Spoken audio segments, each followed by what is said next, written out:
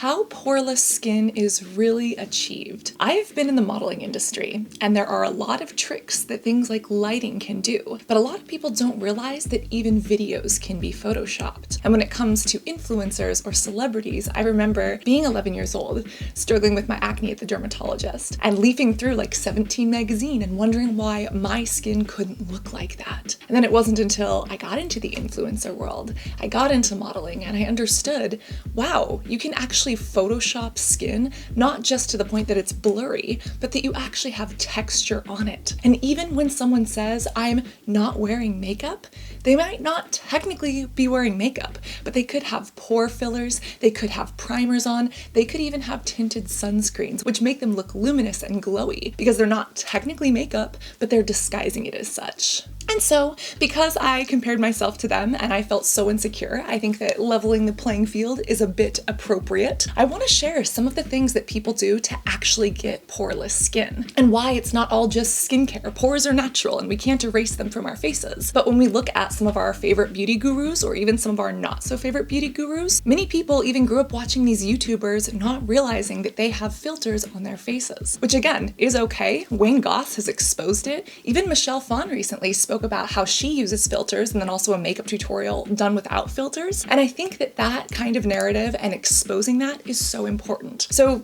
let's actually speak about that and some of the tricks of the trade. Before we talk about the makeup and the skincare tricks, we do have to talk about the filters. Yes, both in photo and video. A lot of people don't realize that video can be photoshopped in a way. We've seen it on Instagram, we all have those filters, but some of these filters look so natural that you can't even tell that they're there. On Instagram, there's this baby filter, which actually looks so natural. It even lets some of the flaws of our beauty show through, and with that, it almost disguises the filter in a way that just looks better than natural. It's because it is better than natural, quote unquote. There are also video filters that can actually give you a thinner waist. They can give you abs. They can actually change the shape of your face. We've seen a lot of these filters come out of some of the technological hubs of the world, such as Israel, such as China, such as Korea, and even Dubai. Speaking of these Instagram filters, there's a creator from Dubai who makes all of these. They're usually called something like baby face. And yeah, I feel like I look better when I see myself with that filter rather than when I take the filter off. But that's why this is important. Photoshop and video filters were actually around even before we had computers.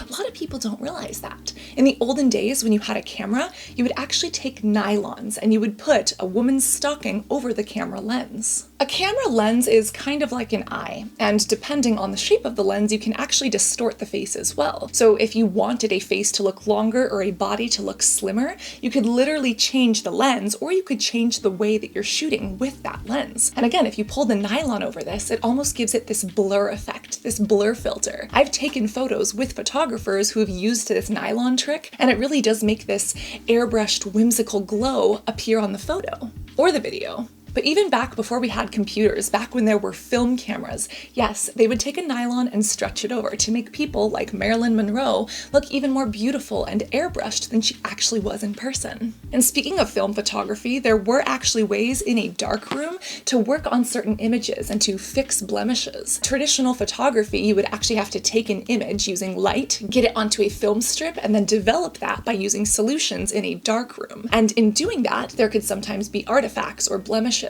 And people could actually go in and edit those pictures, edit those images by hand like an artist before they were sent out in a newspaper or a magazine back in those times. And that helps us realize that, wow, filters have always been there. Marilyn Monroe was filtered in a way. The nylon trick and the actual artistic editing is just different than what we're using today with the help of technology or AI. But let's also take a look at some of our favorite YouTubers. Again, some of these people I absolutely love. This is nothing against their personality, their talent, their beauty. This is just their content. And I do believe that Photoshop and filters can be a tool. They can be something that we use to create art or create beauty. But at the same time, any tool can become a weapon when misused. And I want to make it clear, I'm not demonizing any of these people for using filters. I just want to point out that they are there. Look at Tati. She is absolutely stunning. And even without filters, her makeup looks amazing. I've met her in person and she glows. But in some videos, she uses heavier filters. And even Nikki tutorials. Oh my god, she is one of the most talented makeup artists on the planet. The way she can do eyeliner and a cut crease, there's nothing like it. But yes, she has filters on in many of her videos. And again, I've met her in person as well, and she's also absolutely stunning. But with these filters, sometimes it's hard to watch and try to recreate her makeup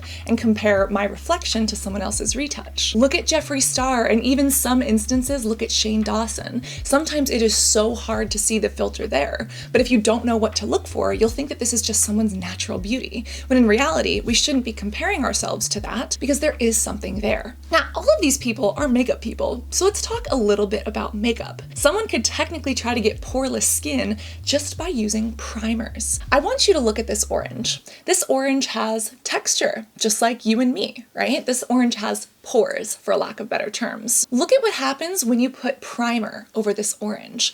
Primer almost fills in those pores. It kind of blurs them. It makes them look better than real life. Now look at what happens when you put foundation on an orange, when you put it just right on the orange skin versus when you actually put it over the orange skin that has the primer.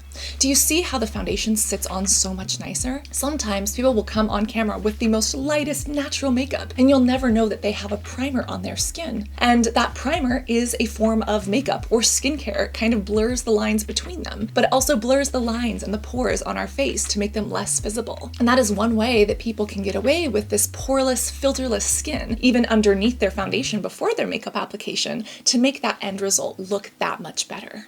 There are also skincare products that can double as makeup. Look at eye creams that have mica or sunscreens that have a tint. If you think about it, this is a tinted sunscreen, right? This is one that I love, it's from Bliss. But imagine if I put this on my face, has a little bit of a tint, right? It's almost like a sunscreen tinted foundation. Now imagine I tap this in. What if I told you I'm not wearing any makeup?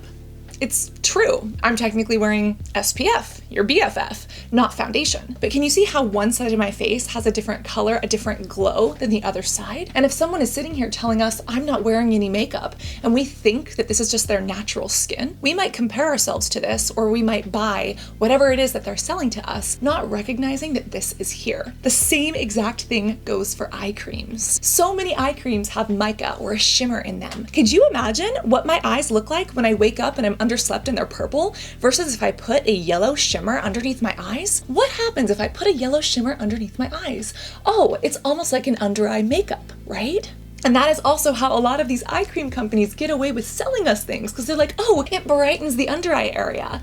Yeah, it's an eye cream, but it's filled with glitter. It's filled with makeup. No wonder it looks luminous. I'm looking at you, Kylie Skin. And that is one way that people could say, I have no makeup on my face. I'm coming to you makeup free. But they do have this under eye brightener. They do have this sunscreen that's tinted. They have a primer. Heck, they might even have eyelash extensions. And while those are all okay things to use, we shouldn't be looking at their skin and wondering, gosh, how do they have zero pores? When the pores are there, they're a part of human anatomy. We can't erase them. They're just hidden. There's also this glass skin look, or more recently, a clean skin look. And the word clean skin kind of insinuates that other skin is dirty, so I don't know how we feel about that. But even glass skin is supposed to be achieved through skincare, not makeup. If you would like a poreless, flawless skincare routine, perhaps that's something we can dive into. We've seen a lot of those trends come out of Korea, which is a hub for both cosmetic surgery and really sets beauty trends. But at the same time, this poreless or glass skin is also something that uses the science of light and reflection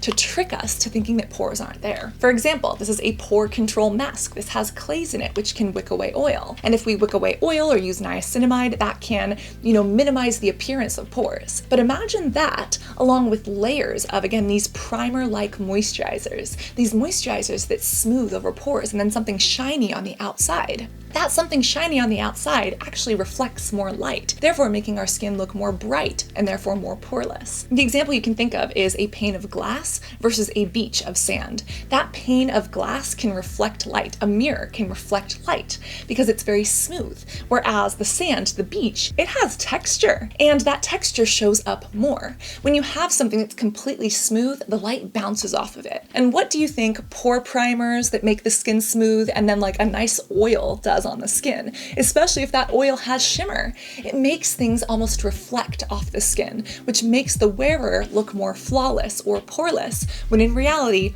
All real skin has pores. What are some of the other tricks of the trade that you know about or that you've wondered about? And do you want an actual skincare routine on a poreless type look to, again, try to get that blur? Heck, if the celebrities and the big booty gurus are doing it, I think we deserve to as well. We should just know about it so we don't have to compare our reflection to someone else's retouch. Always remember to be beautiful, both inside and out. Love your pores and the skin that you're in. Remember to reapply SPF, your BFF, even if it is tinted. And I'll see you in this next video. Love you guys. Bye.